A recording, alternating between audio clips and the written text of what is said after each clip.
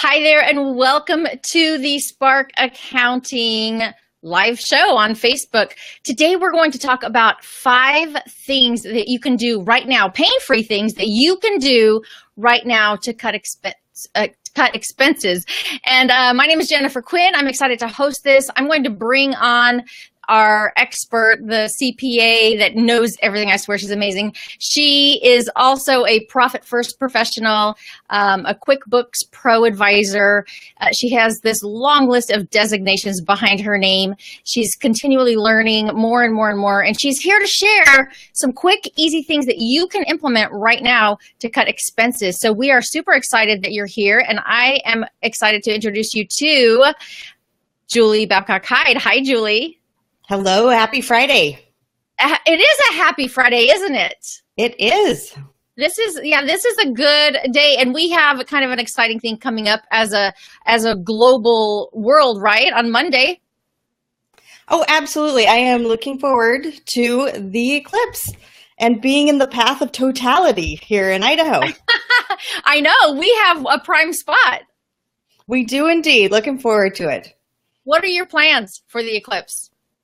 I believe we will be out watching it with, 50,000 of our closest friends, or maybe only 15, but Perfect. We're definitely going to check it out.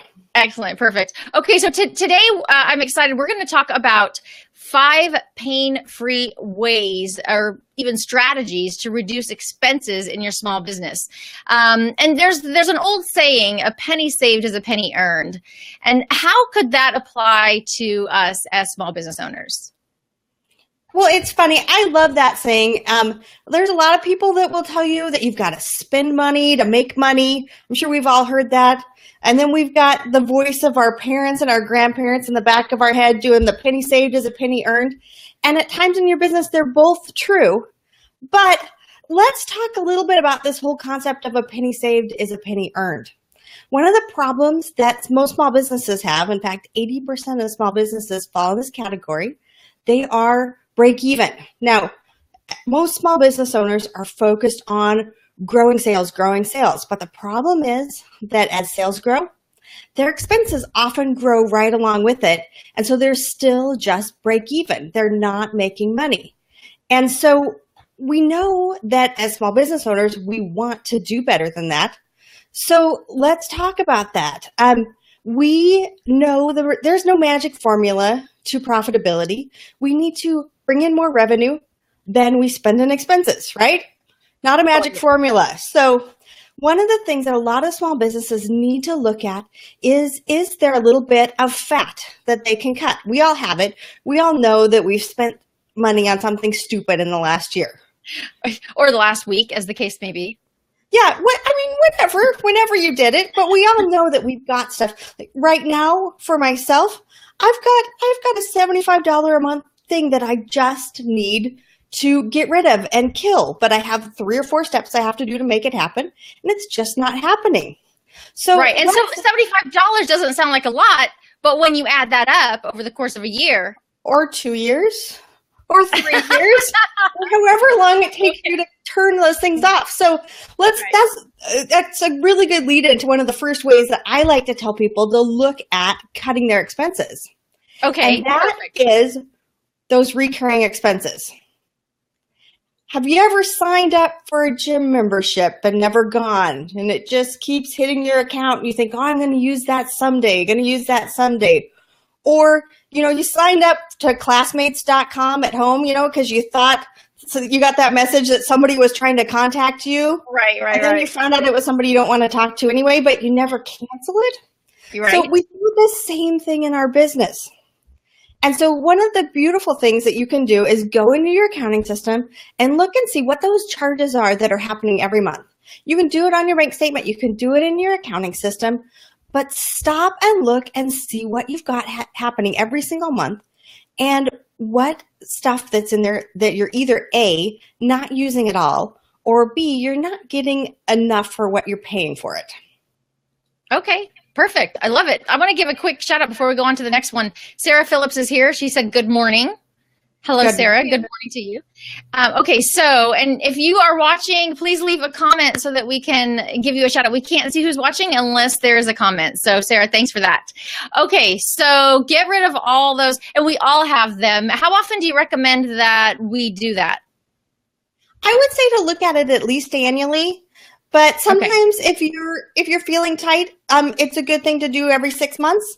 And there's a little trick to make things sometimes easier to get rid of those expenses. And this is a trick that's actually recommended in the Profit First book.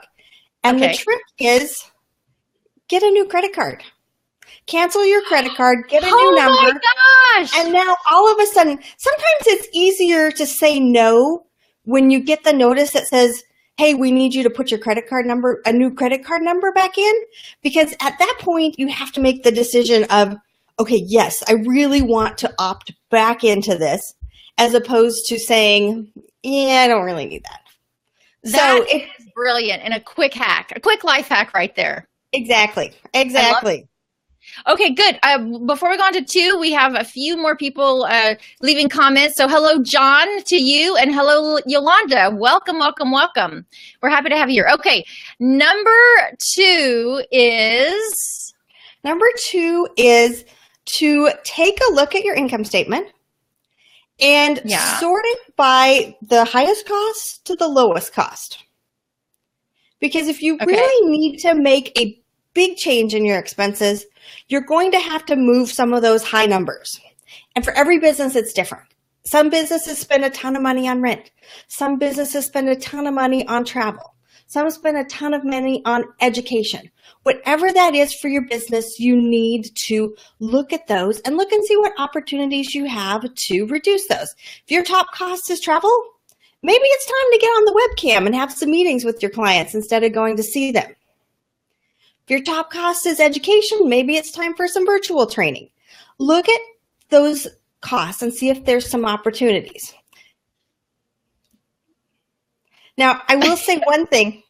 I must have been giving you a weird look or something because you're like, what are you going to say? I wasn't going to say anything. I was just enthralled in what you were saying. Excellent. Well, one of the things that can come up in this area, I know we promise pain-free, but one of the things that occasionally can come up in this area is that your number one top cost is labor. And if you are break even and you're not making a profit and that number one top cost is labor and that's what's holding you back, sometimes you do have to look at your labor costs, and that is painful. I'm not going to lie. That one is painful. For so many reasons, right? Absolutely. I mean, number one, you don't want to lose any of your help. You know, you've got a team in place, everybody's working together, and you feel like if anybody has to go, it's going to break the team. Also, as employers, we feel responsible for our team members. We want to make sure they're happy, healthy, fed. And sometimes if we do have to look at those payroll costs it's really important to take an honest look and make sure you've got just 18 players on your team. You're not doing anybody any favors by keeping people on that aren't necessarily a good fit for your company. And ultimately, if you may be putting everybody's job at risk by not being willing again to cut that fat just a little bit. Right. That makes sense. Yeah, but you're right. That's not pain-free. No, it's not. That's the only one we're going to talk about that's not pain-free. And that's only a problem if your labor is too high. All right. Well, let's move on to number 3. And that one is, we want to really look at what you really need versus what you think you need. See, this one to me is painful. Is it painful to you? So when you start a business, a lot of people think, okay, I'm starting a business. I need to get an office. I need a new computer. I need new office furniture. I need, you have this list of things that in your head are the perceived things that you need to start a business. When I started my business, one of the things that I got for Christmas that year was a welcome mat from my daughter because that was something she thought I needed to have to start my business. And it was cute. And I didn't even have, I I didn't even have an outdoor office. I didn't have a door outside my office that I could put it in because I was in an office suite. But it was really cute. It was a really nice thing. But we have a tendency to spend money on things that we don't need right now. And there's there's great examples. How many companies do we know that actually started in a garage? Countless. Countless. Big companies we know that started in a garage. Amazon started in a garage. HP started in a garage. Apple started in a garage. You don't need a fancy office and a fancy desk and a fancy phone and a fancy car most of the time to start your business. So you really want to sit back before you spend that dollar and see if it's something you really need or not. And this is just in my experience, this is where objective opinions from other people really come in handy, because we can become emotionally attached to image or ego or, using stuff to make us feel like we're legitimately in business. And those things aren't really necessary. It's very true. And one of the tricks, again, another little life hack that can help with this sometimes is the concept of delay. It's a concept that works in weight loss. It's a concept that works in money management as well. And that idea is, okay, well, I can't get this right now. I can get this when I hit this level of profitability. Or, or I can get this in next week if I still need it. I will get it. Because a lot of times, a couple of things happen. Number one, if we give in to things every time we think we need something, we kind of turn off our ability to innovate and come up with creative solutions to do things. When we're starting a business and you don't have a lot of money, don't you come up with the most amazing solutions? That's true. That's very true. When you have to innovate, you do. So as you're thinking about these things that you want and you need, one of the things I really encourage people to do, like let's say you started your office out of the garage and you feel like I'm big enough now. I really need a bigger place. So one of the things I recommend to my clients is let's say that place is going to cost $3,000 a month. Instead of just jumping into it, for a few months, set that money aside and make sure that the business can still operate comfortably before you get those things you think you need. And let's make sure that you can afford them and continue to be profitable. That's a great tip. I love that one. That is so pragmatic and rational. Exactly. This is why you talk to a CPA. This is yes, we are kind of practical, aren't we? Well, because let's just be real here. In general, entrepreneurs, have a totally different way of thinking than a CPA. Would you agree with that? Yes and no, because I'm an entrepreneur too. And so ultimately, but we all have these ideas about what we need to do and where things need to go and how we can grow things. But sometimes it's really nice to have somebody that's grounded, whether that's your CPA, whoever that is, to say, hey, let's grow, but let's do it profitably. What a novel concept. Let's grow. Exactly. Let's do it profitably. Okay, I love it. Let's go ahead and go on to number 4. Number 4. Yeah. Yeah, go ahead. It's very interesting. Number 4 is sometimes counterintuitive for people. Have you ever had somebody tell you that to make more money, you need to fire a client? Probably not, because it's really scary, because now all of a sudden you're throwing revenue away. But let's be honest, we have all had that PITA client, the pain in the butt one that always wants more, always needs more, always is never happy with what we do. So let's take some examples. If you're a cleaning company and you've got somebody that makes you come back to their house 4 times because they're not happy with something silly, you're not going to make money on that job. Right. If you've got, from my world, if you've got somebody that, you're trying to get their tax return done and they bring you all their stuff and you say, is this everything? And they say yes. And you get done with their return and you say, okay, you owe $10,000. And they're like, oh, I'm sure I have more receipts. Let me go find them. And now all of a sudden you're redoing their tax return. And then they don't like the answer again. And so they go look some more. And so when you've got these clients that are consistently difficult, sometimes they're just emotionally difficult to work with, and it's draining to you, and it takes your energy away from your next client. You really need to look at those clients. You need to rate your clients. And if you've got clients that are Fs, maybe even Ds, maybe even Cs, if you're mostly As and Bs, you need to look at saying, how can I get rid of these people or turn them into a better client? Because there are ways sometimes to turn things around. If you can have a conversation with the client, you can turn things around. Well, and I also want to point this out that I've seen people do. It's not necessarily even that they're a difficult client, but it might just be a certain category of clients has a lower profitability than another category of clients. So can you speak to that? Yeah, absolutely. One of the things that it is important to look at, and in the accounting world, we're looking at profit margins, right? We're looking at, okay, how much revenue is generated versus how much do we have in expenses? And the difference between that is our profit margin. And if we've got somebody that generates, let's say, $1,000 of revenue for us and costs $500, we're getting a $500 margin.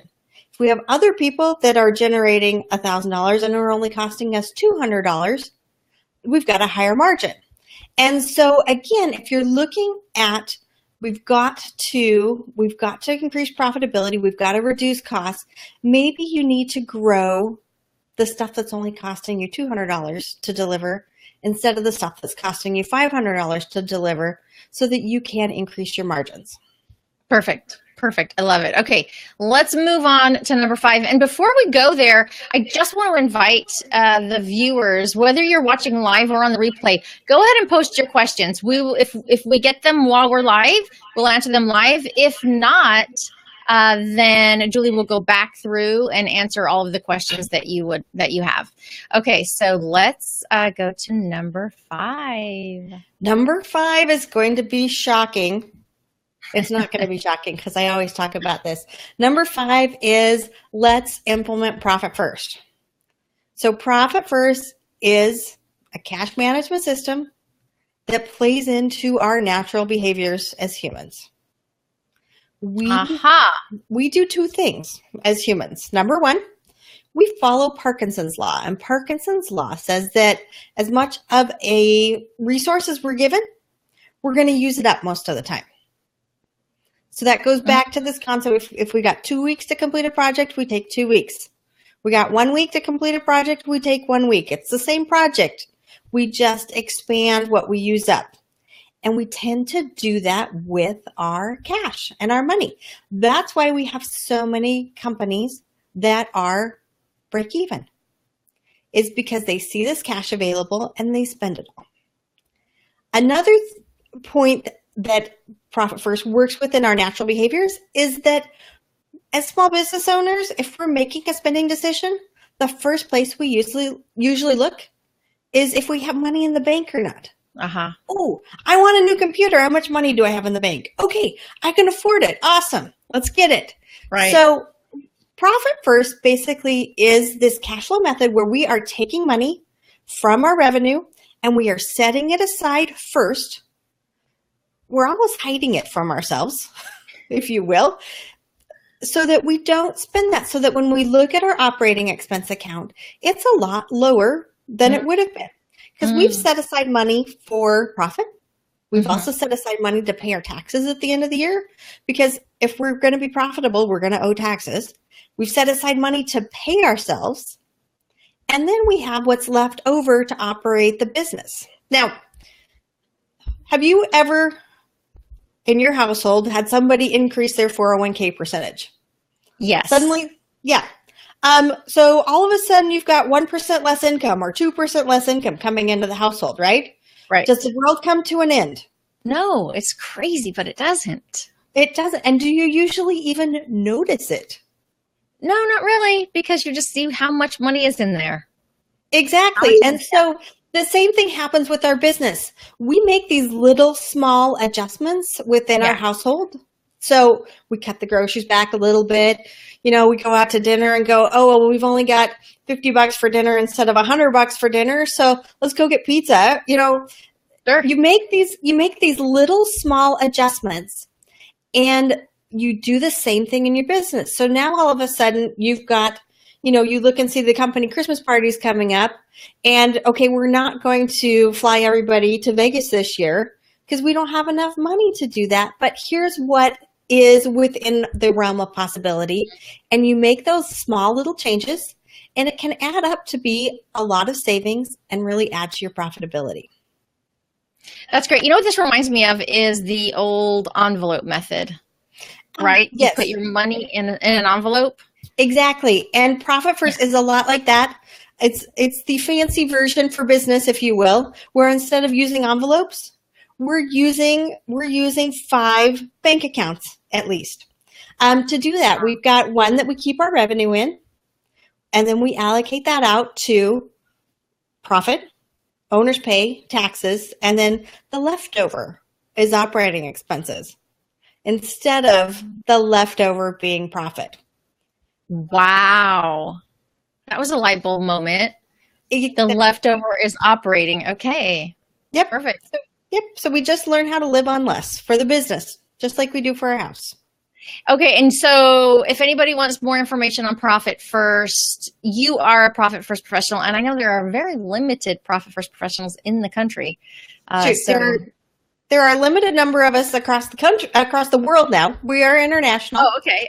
But if anybody does want more information on that, I would invite you to hop over to my website, which is sparkaccountingsolutions.com. You can actually sign up to get the first 5 chapters of the book. Or if you want more information, click my Profit First page and sign up for a Profit First consult. We could talk a little bit about what's going on with your business and if it's a good fit to help you get things turned around.